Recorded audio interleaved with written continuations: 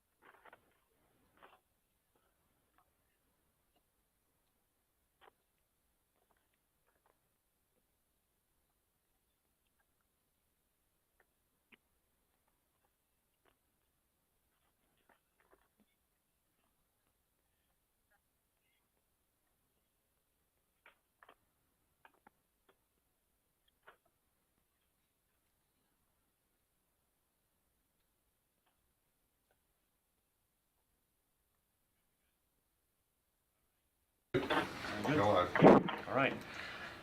Good evening. This is May 8th. This is the open. This conference will now be recorded. Auburn Board of Health, which is being operated as in hybrid format under Chapter 107 of the Acts of 2022. The public can join this meeting remotely by telephone, area code 224-501-3412, and access code 236-529-341. Or the public can join via computer at the link provided on the agenda on the website. All supporting materials have been provided to members of this body are available on the town's website. The public is encouraged to follow along using the posted agenda. As a preliminary matter, my name is Eric Otterson, Chairman of the Board of Health. Permit me to confirm that all members and persons anticipated on the agenda participating remotely are present and can hear me. Members, when I call your name, please respond in the affirmative. Lindsay Guitar. Here. Carolyn Griffin. Here. Excellent. And town officials and employees participating, when I call your name, please respond in the affirmative. Jordan Brusso. Here. Darlene Coyle. Here. And Paula Conway. Here. Please note that each vote taken in this meeting will be conducted by a roll call vote. Please also note that this meeting is being recorded by Auburn Cable Television. And I do understand that we do have a caller calling into this meeting this evening. The caller who is online, can you please state your name and address? Yep, Cynthia Kelson at 101 Elmwood Street in Auburn. Excellent. Thank you very much and welcome to the meeting. Thank you. Meeting is now open, and we will add or remove any agenda items. I don't believe so. Let me just see this here. And we will move the approval of the minutes from 3/9 of 2023. Okay. I would like to make a motion to approve the minutes from March 9th, 2023. All those in favor? You were not present. Yeah, so that's the motion. Yes. Is there a second? I will second that motion. All those in favor signify by saying aye. Carolyn Griffin. Aye. Eric Otterson, aye. And Lindsay Guitar. I abstain. Abstain because you weren't here. Motion passes. Meeting minutes are approved. Thank you. Next, we have a agenda item of 6 o'clock. We're a little bit delayed on this due to some technical difficulties. However, it is a hearing for unfit for human habitation, 101 Elmwood Street. Can I have a motion to open the hearing? I'd like to make a motion to open the hearing for the unfit for human habitation of 101 1 Elmwood Street, Waltham, Mass. Is there a second? I second. And all those in favor signify by saying aye. Lindsay Guitar, Aye. Carolyn Griffin, Aye. Eric Otterson, aye. The hearing is now open. Ms. Coyle. Thank you. Back in the beginning of February, we had a very frigid, extreme temperature swing that brought some temperatures in the negative numbers. I think it ranged from about 10 below to 20 below. And during that time, the Board of Health was contacted for an emergency by the Auburn Police Department, Fire Department, and myself and the building inspector responded to 101 Elmwood Street. The situation was that there was a water pipe break, and the water pipe was so that it was on the second floor. That pipe broke and caused running water to come from the second floor into the first floor, the main living area, and then proceeded down into the basement. So it was actually 3 floors. That occurred on between February 4th and February 5th. And the emergency responders did respond for an emergency call. Once they realized that the scope of the situation, they contacted DDIS, Inspectional Services and Development. When I did arrive on scene, I was briefed by the captain, and he explained that the water had been shut off to prevent any more water that was flowing through the dwelling and actually coming outside the dwelling. And there was a concern for the water going into the basement, which was very close to the electrical panel. So the electricity had to be looked at.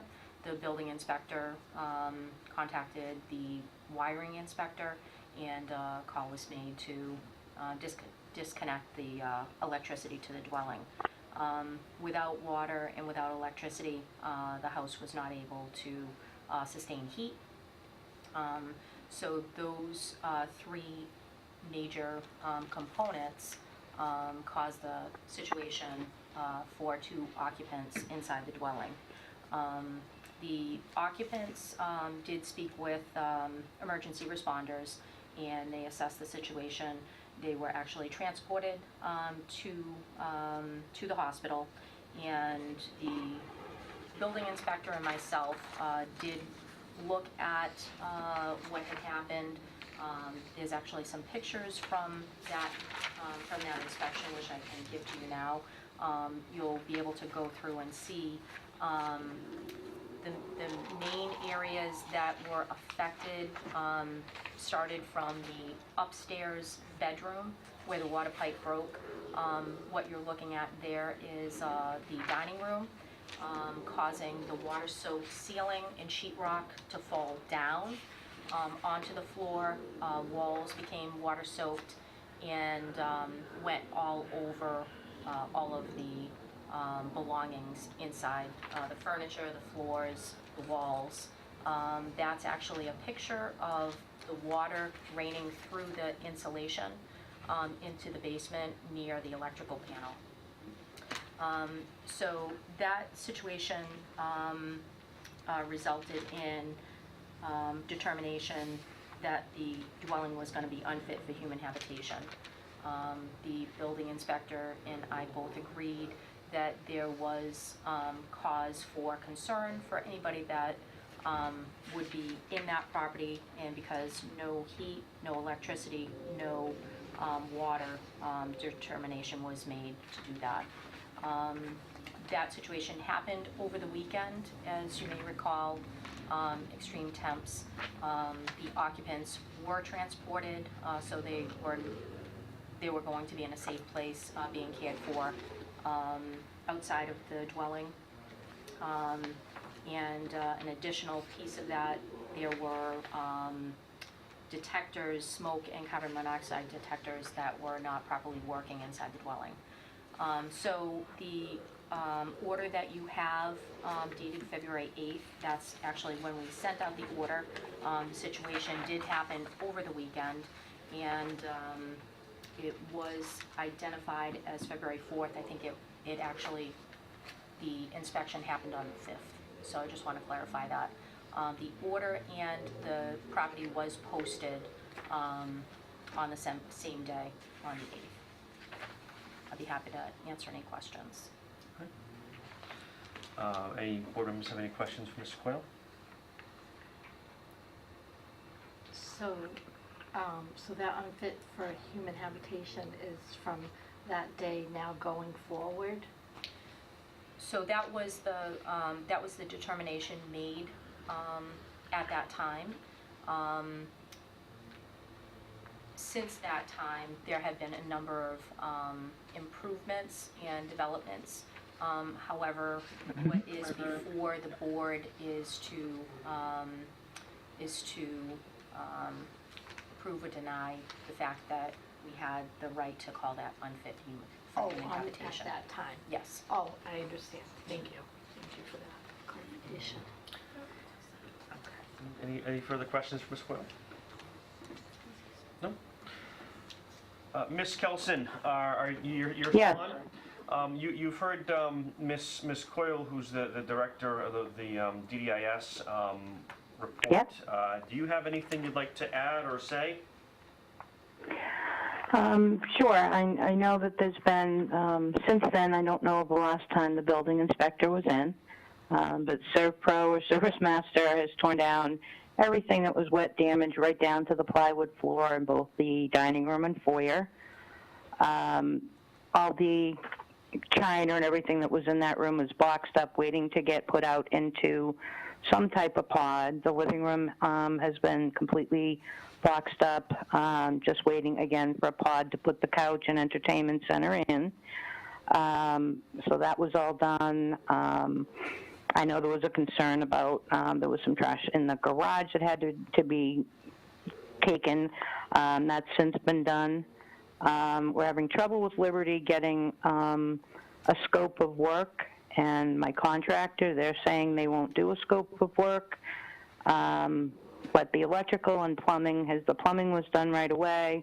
I know the electrician cleared the circuit breaker panel, which was under that room, and the smoke detectors. I did, in fact, have working smoke and carbon monoxide detectors that I just bought like a year and a half ago, but they weren't hung up because I couldn't reach high enough to do it. So that's my fault. I did have them. I spent a lot of money on them, but I know since the fire marshal has been out there with the electrician and certified that.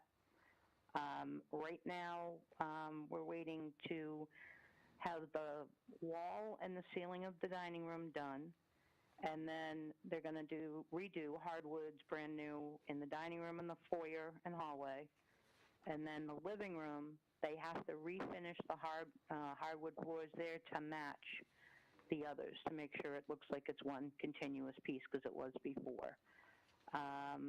So I've, followed it the best that I can. I've never been through an experience like this before, and with all the medical issues that I'm dealing with right now, I'm still in a wheelchair. I'm not going to be able to walk, and my 85-year-old mom is down in Georgia. She's been there for 3 months, and she wants to be home in her own bed. And I keep trying to move this along, and I keep getting pushed from insurance to contractor to this to that. So I'm having a lot of difficulty doing that. I'm doing the best I can. But Darlene, did they call you at 5:30 in your office, Liberty? I have not spoken with Liberty, but I do believe Okay. that they did call. Okay, she said she was going to call you and just give you a brief, overview of what's going on. The contractor that's been there, who I guess knows the building inspector, he's been there to kind of hover and supervise things, but he just gave an estimate of $42,000. And I left a message for Liberty on Friday. She called me back and she said that's insane. So I'm kind of stuck in the middle here.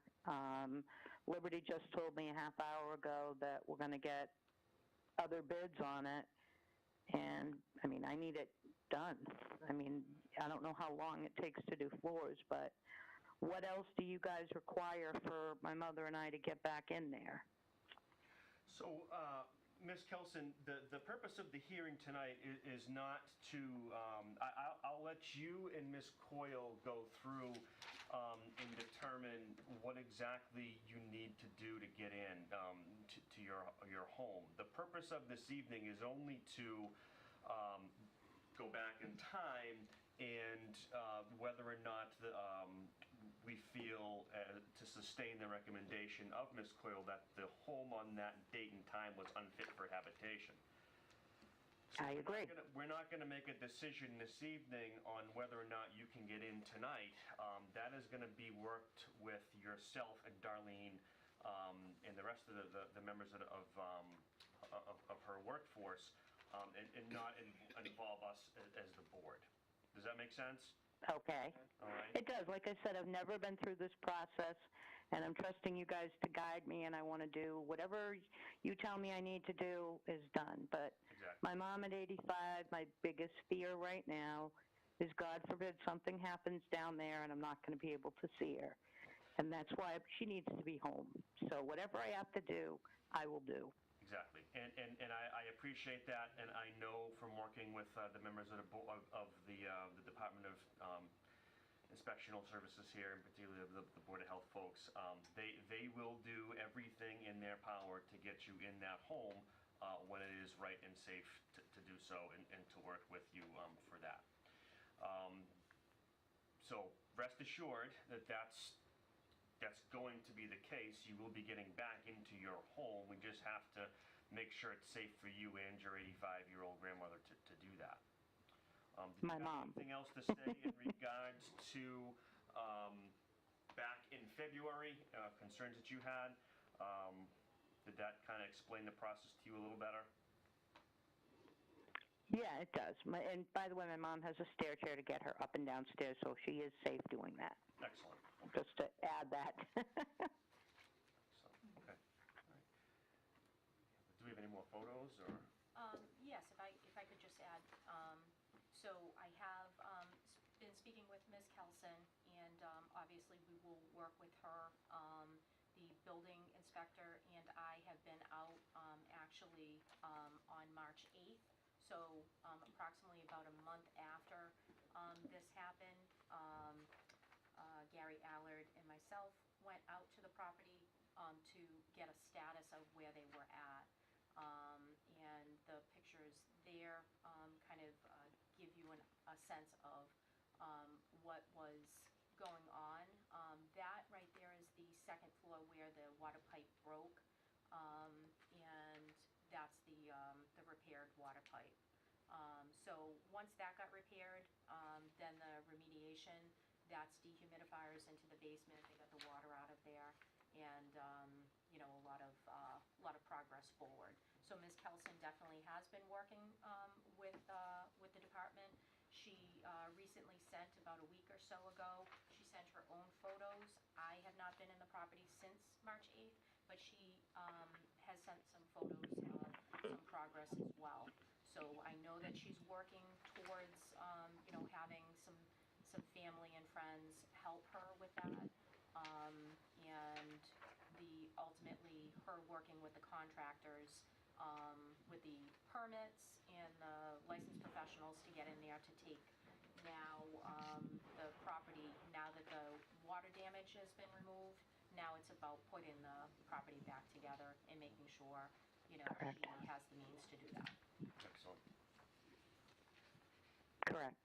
And at this point, we are, apparently Liberty has said, based on the email I got from the contractor's wife, that they don't write up estimates to submit to insurance companies, which I certainly don't understand because that's why they have a job. So the insurance company, Liberty, has said that they want to get bids from other contractors, because $42,000 is obscene, was what they told me last Thursday, I think. And they're not going to pay that Liberty. So I guess at this point, we're going to have other contractors bid to see who can get in there the quickest and get this done. Excellent. All right, any board members have questions for Ms. Kelson? No. Okay. Is there any motion in regards to the order that was done back in February? I'd like to make a motion to approve that the home was, at 101 Elmwood Street was unfit for human habitation at that time of February 8th, 2023. Is there a second? I second. All those in favor of the motion signify by saying aye. Lindsay Guitar, Aye. Carolyn, Aye. and Eric Arson, aye. Motion passes. Was there- Does that mean you're removing the red sticker from the door or not yet? No, remember, this was only to review whether or not at that time, back in February, Yeah, Ms. Coyle had the ability and her assessment was correct that the property Yeah. was unfit for human habitation at that time. The board. I agree. The board just approved and sustained that she made the correct determination, and it sounds like you did as well, that the home was unfit for habitation. So that order is in effect until such time that you work with Ms. Coyle and the rest of the folks from the office to be able to move in. So now we have to work with Darlene, we've talked before, and you have to give approval for us to move back in, is that right? To take that thing that you just all approved for from back in February, which I agree with, you have to go in and deem it habitable for us, and basically the floors are going to be most likely the biggest piece of that, as well as the wall and ceiling of the dining room. Are those the criteria pretty much that you're looking at? So Ms. Kelson, from this point forward, just as we have, I will continue to work with you, and the building department and the Board of Health works together to make sure that the progress that you're making is working towards getting back into the home, which I know since that call was made for the property, now you've already had the water remediation professionals in there. They've done what they needed to do with a permit. The next step is to make sure that I believe it's the building contractor is going to go and apply for the permits. Your professionals will provide the plans to the building department as to what they're going to be doing. You have to put your walls back together, the floors, the ceiling. Remember the obviously impacted areas for all that water damage, so you don't have any walls, ceiling in that dining room. The floors had to. Well, we have two walls, there's just the one that came down, and the ceiling. Yep. Just the one wall that came down. Yep. So the water damaged areas are going to be put back together, and that is what it sounds like you're already speaking with a contractor. I know when we spoke on Friday, you had identified that you're working through that piece with the insurance company, and so getting a building permit for the repairs to put that back together, and just making sure that the repairs get made, they get signed off, and then I would coordinate with the building inspector to go back in to do a re-inspection once everything's done. So What is the length of time to get a permit? Because I understood it's like more than 2 weeks, is that correct? yeah, I think when we spoke on Friday, I did check, and I don't see that a permit has been applied for as of yet. But once that permit does get applied for, feel free to reach out to me, and I can check on the status. Typically, it's a two-week review, by our department, but certainly let me know when that gets applied for. I know that the electrical inspector had already done his, Yep. his review, and that was all set. I know the Yep. plumbing work was done. One thing, I think that the plumbing permit, I think we need a sign off for that, so we're checking on that. But I know that I see that the work has been done, so. Yeah, it was Steve Collins who did that, and I can give you his number if you'd like it. Sure, I mean, you can, I'm sure. We'll talk to you tomorrow. Yeah, that's fine. That's Yep. fine. So Okay. we'll continue to work together to move you forward. So the big thing now is determining what contractor is going to be doing this work, because the one who's been in there just came up with an obscene amount that Liberty's not going to pay. So now I think I'm back to having a couple contractors go in to bid on it, and it's the person who gets the bid who applies for the permit, right? It has to be that contractor that applies for it? I would have you speak with the building department about any questions regarding the building permit process. You know, Okay. certainly you can have them call our office, and our clerks can advise on what's needed to apply, but I wouldn't want to give you the wrong information here. But certainly, you know, it's always a good idea to get, you know, multiple quotes, just to make sure that you're comfortable with who you're moving forward with. Okay, and they were going to get back to me, Liberty, tomorrow with that. Okay, with that being said, you guys will work towards getting her back into the home and completing what needs to happen. Is there any motion to close the hearing? Yes, I'd like to make a motion to close the hearing. Is there a second? I second. And all those in favor signify by saying aye. Lindsay Guitar, Aye. Carol Griffin, Aye. Eric Odison, aye. The hearing is now closed. Thank you very much, Ms. Kelson. Good luck. Thank you for your help. I appreciate it, and I'll talk to you tomorrow, Darlene. Thank you very much. Thanks, Cindy. I appreciate it, everybody. Thank you. Bye-bye. Welcome. Thank you. And next is the 610, a COVID update. Great. So I just wanted to, I know you've probably seen this, but they did have a announcement through Mass Department of Public Health about the public health emergency, all those things that we've had in place for several years now. We're over the 3-year mark, have now are going to end on May 11th, 2023. So the state and the federal government is aligning those dates.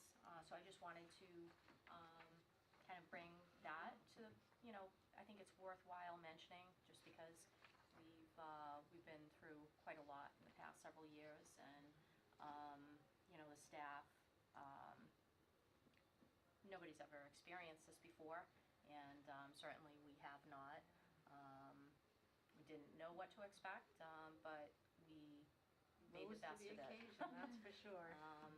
So there's been a lot of emergency preparedness training over the years, and I think that we were able to, you know, do as much as we could with the vaccine that we were provided.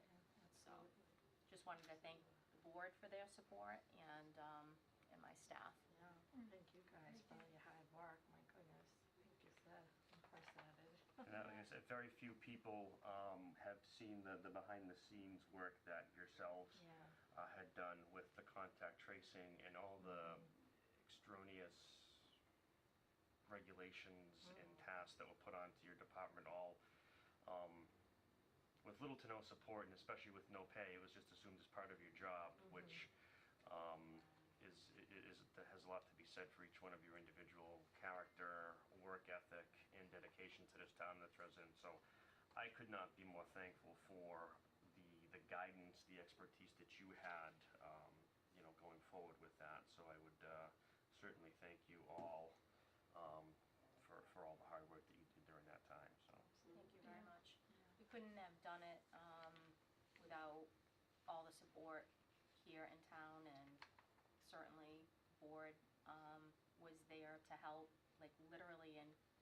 COVID clinics that we did, the fire department, the school nurses. I mean, there was a lot of volunteers that, that made it happen. So just wanted to thank you. Excellent. Sharp program. Oh, so some great news. We are all excited about this. So tonight,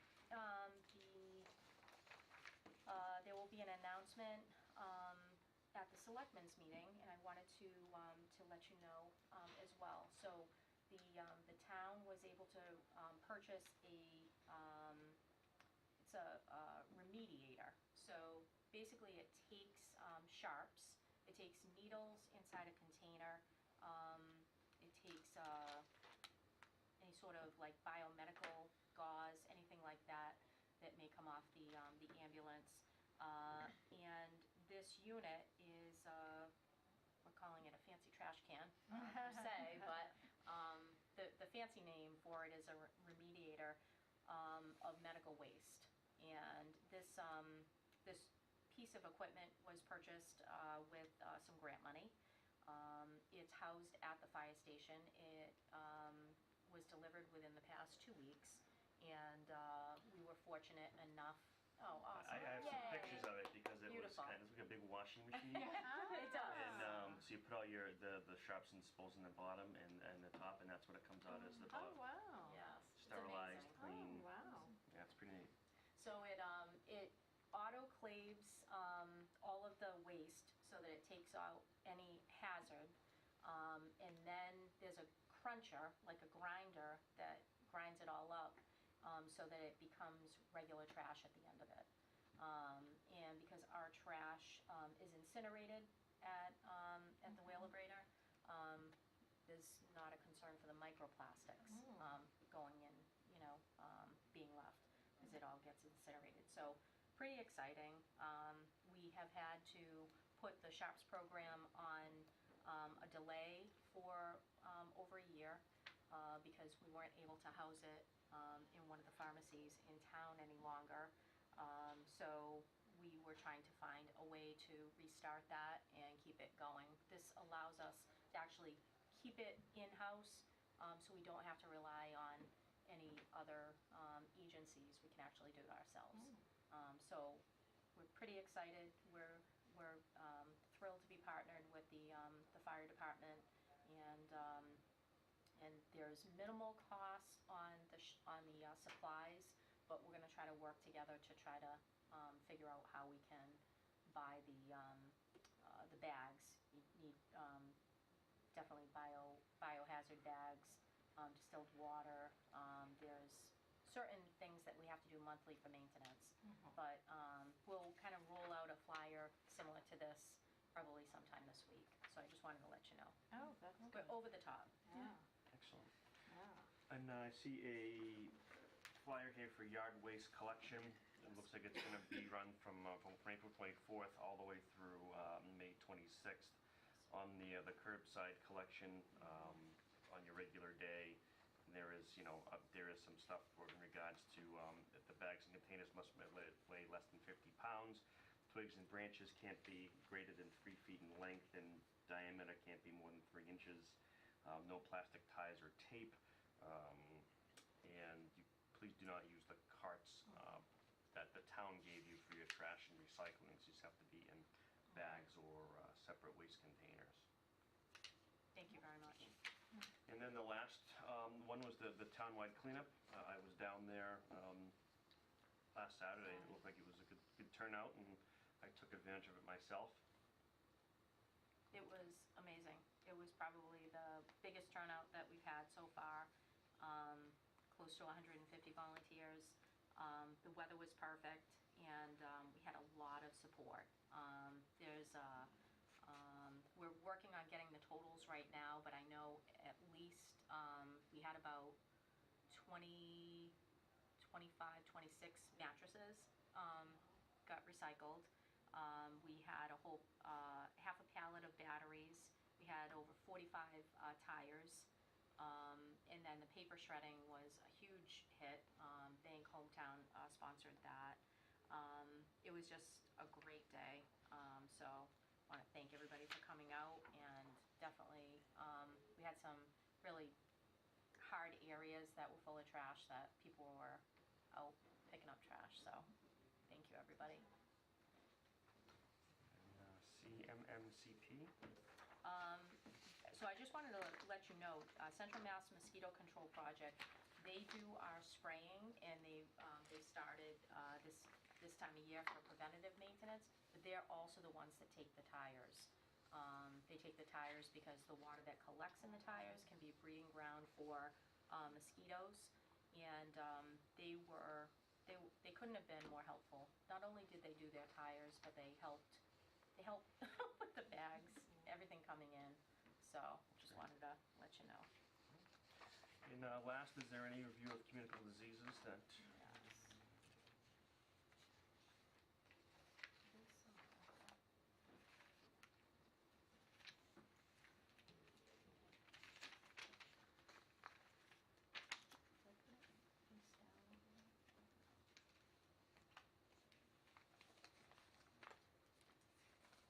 If we don't have it, we can just defer it till next week as well. Yeah.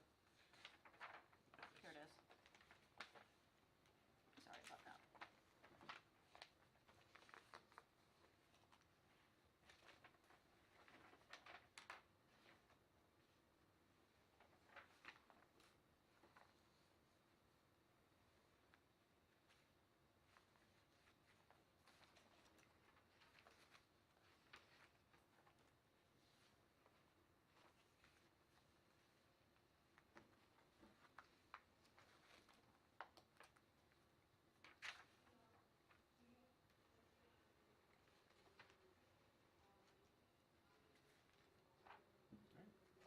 Board members have any questions? Nope. No? All right. Hearing and seeing none, I move for a motion for adjournment. Make a motion to adjourn today's meeting of May 8th, 2023. Is there a second? I second. And all those in all those in favor signify by saying aye. Lindsay Guitar, Aye. Carol Griffin, Aye. Eric Addison, aye. The meeting is adjourned. Thank you. Thank you.